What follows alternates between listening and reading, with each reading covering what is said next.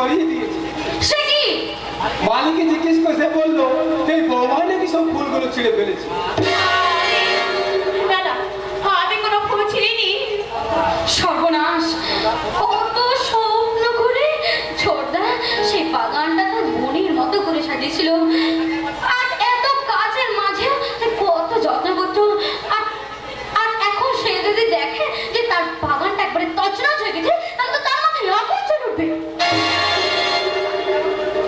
আমি কেমন করে তোমাদের বোঝাই যে আমি কিচ্ছু করিনি।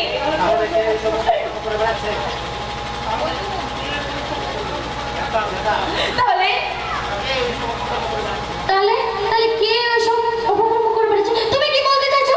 তুমি কি বলতে চাইছো যে আমরা তোমাকে ইচ্ছে করে এমন বদনাম দিচ্ছি? হ্যাঁ হ্যাঁ তাই। আমার মনে হয় তুমি ওই টিয়া পাখিটাকে মেরে ফেলেছো। কাল চোরে সাদের টিয়া পাখিটা মরে গেল।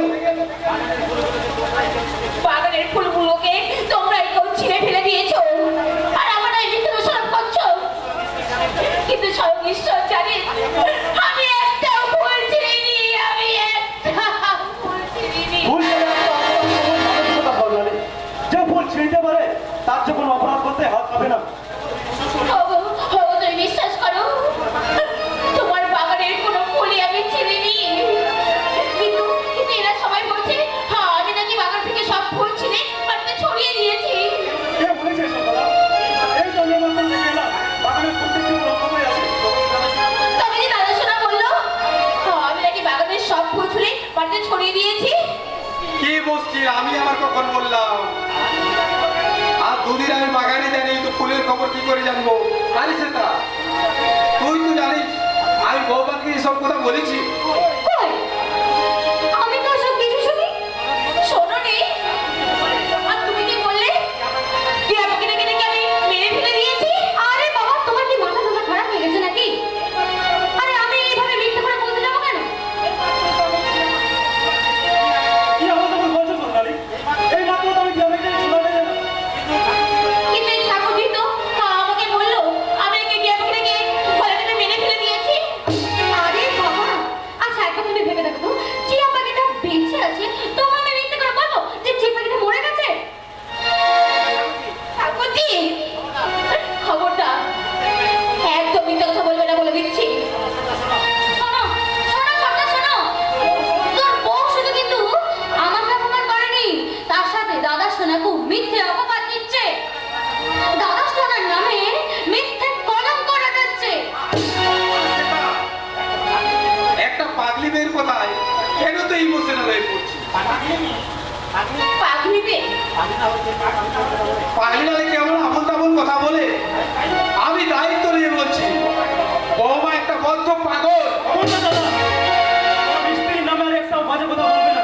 আরে বাবা, তোর বউ যদি পাগল না হবে সেদিন তাহলে দাদা সোনাকে প্রণাম করতে গিয়ে এমন এমন অজ্ঞান হয়ে গেল কেন? আরে বৌমার অতীতের কথাগুলো ধর না। একবার বললো স্বরূপ সেনার থেকে তাকে রেপ করেছে, আরে কিছুদিন পরে বললো স্বরূপ সেনার নয় অন্য কেউ রেপ করেছে। হ্যাঁ, এই যে রেপ করলো তা এখনো তা বলতে পারলো না। বলি ছোটদা, তোর বউ আদেও রেপ হয়েছিল তো, নাকি নাকি সহমতে করিয়ে তোর ঘাড়ে চাপার জন্য এমনটা করেছে? কোনো মেয়ে মিথ্যে করে নিজের কলঙ্ক লটাই না। আর সেদিনের সত্যিটা জানতে গেলে হয়তো কেটে ফুটতে কেউ বেরিয়ে পড়বে। সেই কেউটাকে আমি ধরতে চাই সোনালি। আজ তোমাকে বলতে হবে সোনালি, সেদিন কে তোমার সম্মানহানি করেছিল? বলো সোনালি। তোমার ওই গুণধর দাদা।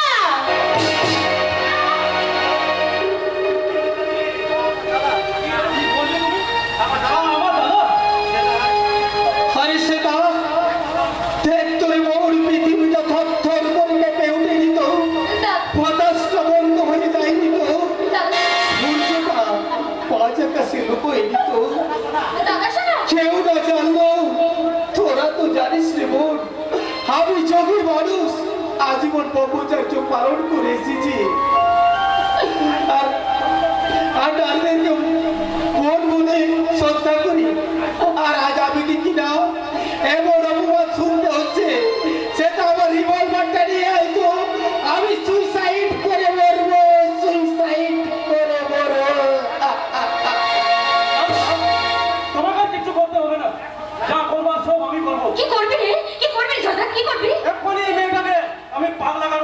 আসবো।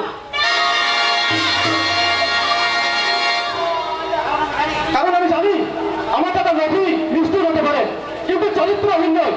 সেটা তুই জিনিসপত্র গুছিয়ে রাখ, আমি গাড়ি আনতে চললাম। হে ও রাগনা, অনেক কথা বিশ্বাস করে তুমি আমার এই ভুল বুঝো না।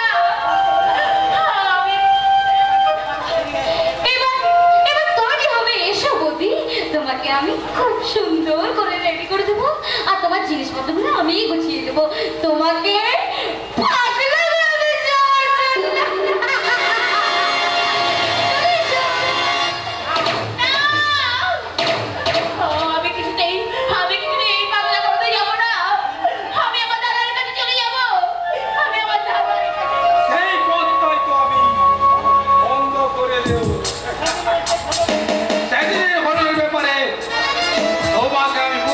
মানুষ করেছিলাম, তুমি আমার কোনো কথা শুনুনি, তাই আজ তোমার দাদাকে আমি গুলি করে মারবো।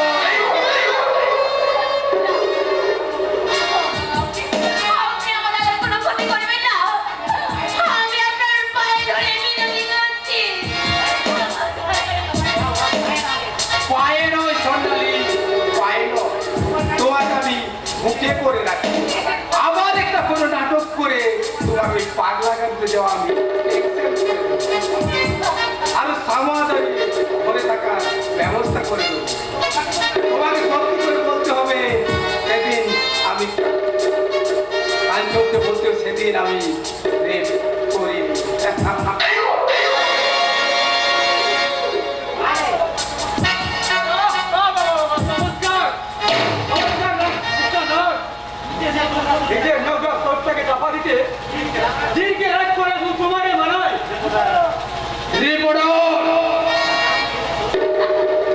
দাদা তুমি এসেছো দাদা, এরা আমাকে পাগল সাজিয়ে পাগলা গাঁওতে পাঠিয়ে দিতে চাইছে। এই শয়তানটা সেদিন আমার সম্মান হরণ করেছিল, তোমাকে খুন করার ভয় দেখে সেই ঘটনা তাই চাপিয়ে দিয়েছে ওই স্বরূপের কাঁধে।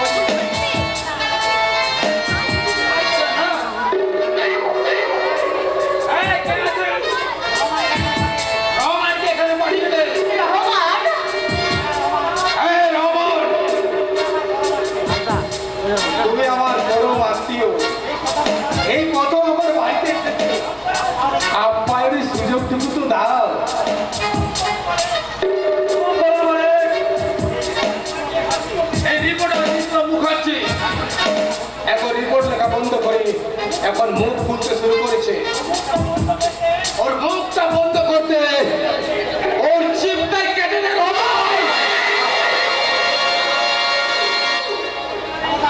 খবরদার খবরদার, এই কাজ তুই বলতে শয়তান, হাত তুই বন্ধ হয়ে যাবে, মহা পাপে গোপন হয়ে যাবে তুই।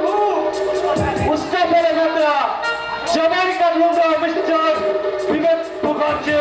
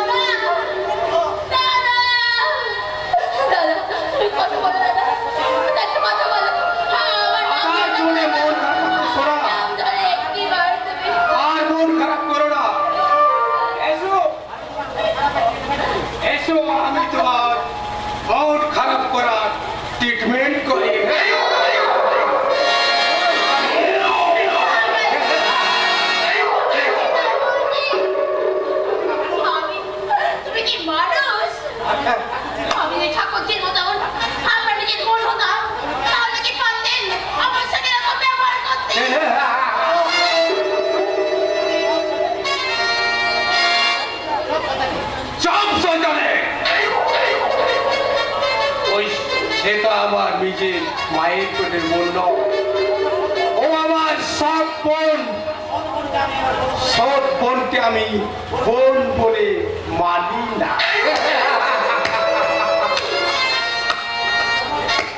বাহ, চমৎকার দাদা, চমৎকার। কি অপূর্ব এই দৃশ্য। সেটা তোমার এই যোগী ব্রহ্মচারীর এই রূপটার আড়ালে যেমন নারী লোভী শয়তান লুকিয়েছে, আমি এখানে না এলে বুঝতেই পারতাম না। ও শুধু জানোয়ার নয় ঠাকুরজি, ও শুধু জানোয়ার নয়, একটা মস্ত বড় শয়তান। ওর জন্য আজ সর্বের জীবনটা নষ্ট হয়ে গেছে, ওর জন্য আমাদের আজ বোমা হয়ে গেছে। আর ও তোমাকেও ছাড়বে না, ও তোমার ক্ষতি করে দেবে ঠাকুরজি। তাই বলছি, এখান থেকে তুমি পালিয়ে যাও, পালিয়ে যাও। ওকে আমি ধর, মেয়েটা যে পালিয়ে যাচ্ছে। তার জন্য আফসোস করছো কেন দাদা শোনা? আমি তো আছি। আর তুই? হ্যাঁ, আমি তো তোমার মায়ের পেটে বোন, আমি তো তোমার সৎ বোন। আর সৎ বোন তো কখনো বোন হতে পারে না, তাই না? সেটা কথা শোন। আর আমি তুমি তোমার লালসার খিদে মেটাতে আমার উপরে ঝাঁপিয়ে পড়ো।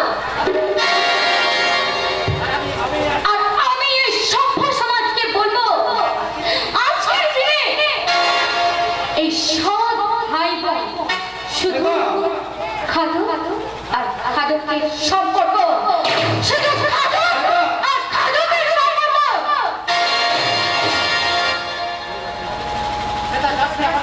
সেটা তুই যাস রে, আমার কথা শোন। সেটা তুই আমায় ভুল বুঝিস না।